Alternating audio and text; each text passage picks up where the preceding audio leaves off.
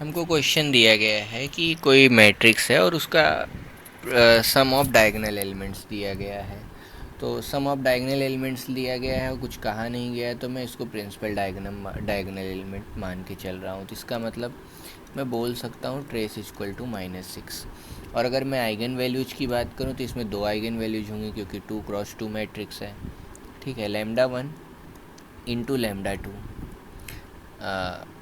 एक मिनट, λ1 और प्लस λ2, ये हमको दिया गया है -6। ठीक है, और अगर मैं बात करूं मैट्रिक्स की, चलो मैं A माइनस लैम्डा यहाँ लिख लेता हूँ, B यहाँ लिख लेता हूँ, C यहाँ D माइनस लैम्डा, और इसका डिटर्मिनेंट करता हूँ 0। तो हमको क्या मिलेगा, A minus lambda into D minus lambda minus B C should be equal to 0। और इसको मैं खोलूँगा तो हमें क्या मिल के आएगा, lambda square minus A plus D जो कि ट्रेस है, into lambda minus B C equal to 0। तो अगर मैं इसमें सम ऑफ रूट्स की बात करूं, यानी λ1 इंटू λ2, और एक चीज़ और छूट गया यहाँ लिखना, ये हो जाएगा a d minus B c plus a d minus B c. यानी ये क्या होता है, ये डिटर्मिनेंट हो गया a d minus B c matrix का। तो λ1 into λ2 is the c by a, that is determinant of A, determinant of A हो गया। और λ1 प्लस λ2 ये हो जाएगा हमारा a plus d, that is trace. तो ये हमको ट्रेस क्या होता है, माइनस बी बाई ए ना, यहाँ माइनस है और माइनस बी बाई ए, यानी इसकी जो वैल्यू आएगी वो हो जाएगी minus of a plus d upon 1, तो जो कि आने वाला है a plus d, that is trace.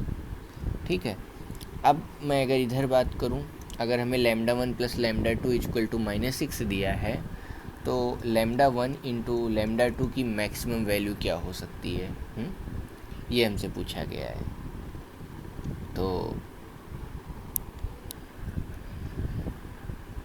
तो अब हम -6 के लिए लैम्डा की कितनी पॉसिबल वैल्यूज सोच सकते हैं। डेसिमल में नहीं जाते हैं। अगर मैं कहूँ इसका 6 का प्रोडक्ट लिखने के लिए, तो मैं लिख सकता हूँ -3 -2 -4 और -6 और 0।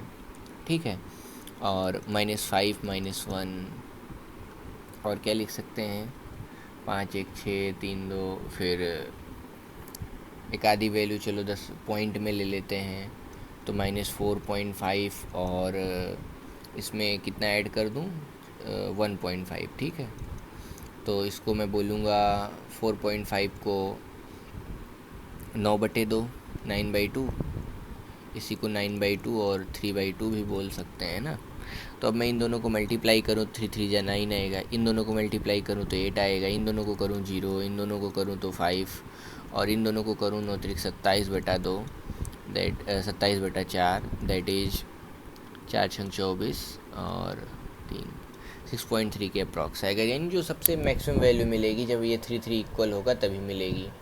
ठीक है, तो इस केस में मैं बोल सकता हूँ यहाँ पे जो मैक्सिमम वैल्यू आएगी -3 इंटू -3, दैट इज़ 9। तो इसका आंसर हो जाएगा 9।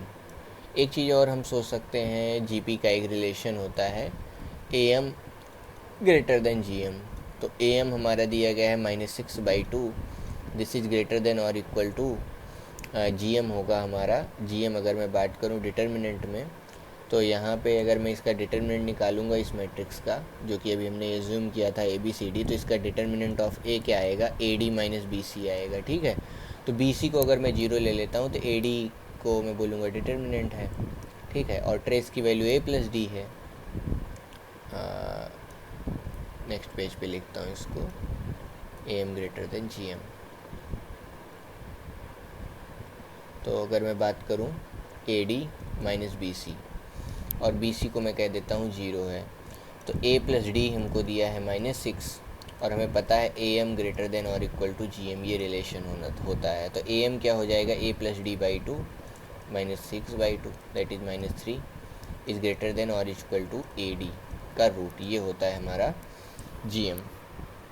ठीक है, अब अगर मैं दोनों तरफ स्क्वायर कर दूं तो ये हो जाएगा 9 इज ग्रेटर देन और इक्वल टू AD। तो AD की मैक्सिमम वैल्यू जो आ सकती है वो कि 9 है। ठीक, ये पर ये जो रिजल्ट होता है वो पॉजिटिव सीरीज के लिए वैलिड हमेशा लिखा होता है, तो हम इस तरीके से जा सकते हैं आइगन वैल्यू वाले तरीके से, जो कि ज़्यादा बेहतर होगा। तो हम बोल सकते हैं इसका आंसर 9 है।